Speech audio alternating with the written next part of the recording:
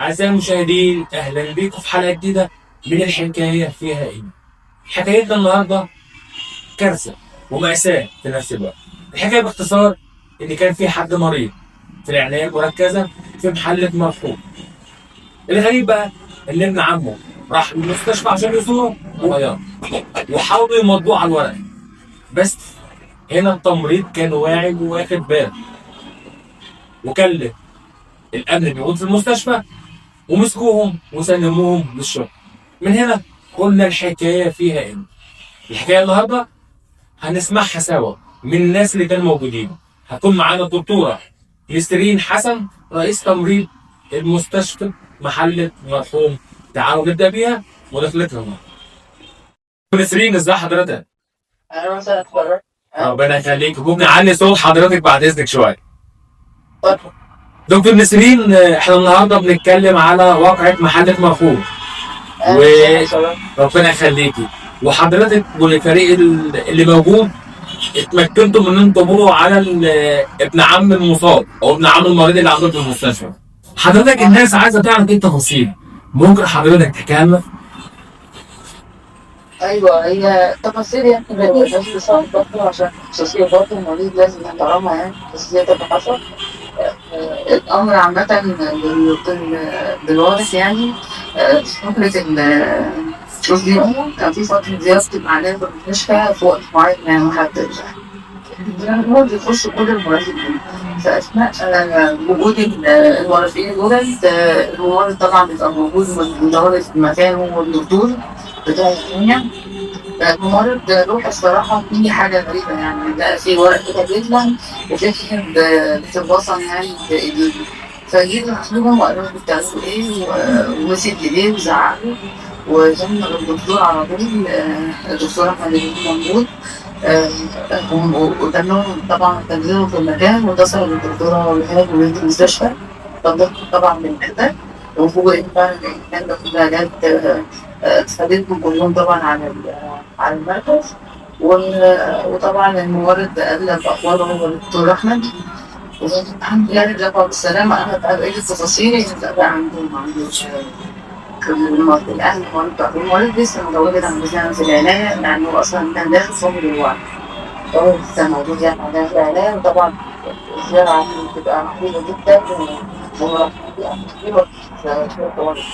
طب دكتور، المفروض المريض اللي عندنا ده مريض جاي فاقد الوعي، فاحنا دخلناه العناية المركزة. أيوة طبعا. وطبعا الزيارة في أوقات محددة، صح؟ طب هنا طاقم التمريض اللي موجود في المستشفى كان واعي ومركز قوي، يعني المفروض أي حد الزيارة بتخش بيكون التمريض واخد باله، ولا الدنيا عندكم ماشية ازاي؟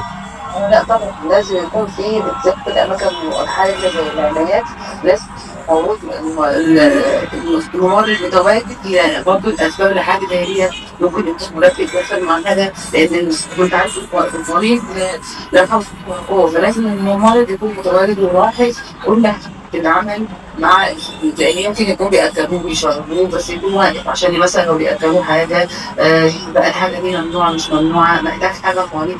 فلازم يكون المريض متواجد اثناء الزياره، دي اهم حاجه.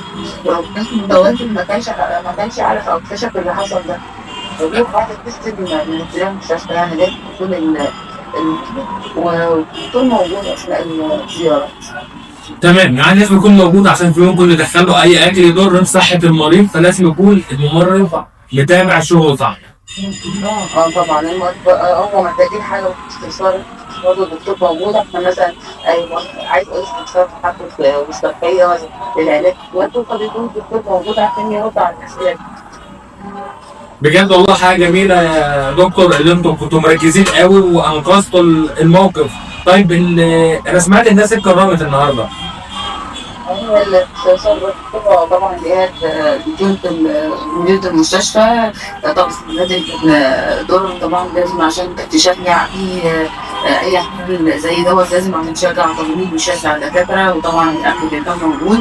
فكنت يعني قالت حاجه نعملها كده، حاجه تشرح من المعلومات بتاعت الممرضين اللي كانوا تمريض ولا كذا ولا او من الامن علشان برضه تحفز يعني نعرف ازاي ده حاجه كويسه، نحفزه بعد أي حاجة يكون حاجة كويسة يعني ده تحديث. فكانت حاجة كويسة يعني للمكان، وعارف كل الناس اللي الدنيا شغالة زي عندها الموسيقى. جميل والله. بس حضرتك المتهمين، هو ده ابن عمه والمحامي بتاعه؟ اللي وصلنا ورا زيارة، بس احنا عرفنا إن فيهم حاجة. يعني في ناس قالوا نعم، ومن قال أخوه حارسة معرفش بصراحة، بس احنا كان في محامين موجود. اصل زيارة. كل الكلام اللي بيتقال بيقول في أخوه بتقول أخوه أخوه بتقول نعم بصراحة التفاصيل دي كلها اصل كل اللي بيتقال بيقول هم اولاده، بس بالتالي اولاده مستبعده. لا مش أول، هو كان بيه بس ما كانش موجود. ده محامي ومحتمل معاه، ما كانش ده أول مرة. بجد موقف مشرف ليكم يا دكتور، والمفروض بقى يبقى في تكريمات اكتر من كده. يعني الوزاره نفسها تكرم المجموعه اللي مسكت الناس دي وسلمتهم الشهر. أكيد طبعا. احنا بقى بنقول كل الأماكن طبعا، الأمان المتخصصة، وهم عارفين طبعا الموضوع، وأكيد هم هيبقى بتاخد جهازهم طبعا، وده مش عندهم. لازم احنا كنا نعمل كده، وإن شاء الله أكيد طبعا هيبقى في تكريم لهم كتير. ان شاء الله احنا كمان هنتابع الموضوع على فكره، وهنجي لكم برضه المستشفى ونسجل معاكم ان شاء الله. إن شاء الله شرفونا والله. أيوه شرفونا. شكرا يا دكتور، بحب حضرتك الف شكر. يعني زي ما انتم شايفين انعدام الضمير، واحد استغل ان قريبه في المستشفى وفي غيبوبه كامله، خد المحامي وراحوا حاولوا يمضوا ورق على طول. بس الصدفه كان ليها دور مشابه. التمريض واقف بطبيعه شغله جوه الرعايه علشان يطمن اللي داخلين يعملوا ايه. ممكن يدوا للمريض اكل، قريبهم صعبان عليهم عايزين ياكلوه، فلازم يكون صاحي وواعي معاه. بس هنا ما كانش اكل، كان ورق عوضات. الممرض كان صاحي، جاب الامن وقبضوا عليهم وسلموهم للشرطه. الشرطه اتحقق في الموضوع، واحنا منتظرين النتائج. واحنا ان شاء الله هنتابع الملف وهننزل المستشفى نصور مع الممرض البطل اللي وقف الجريمه. اعزائي المشاهدين، نلقاكم قريبا في الحكايه فيها.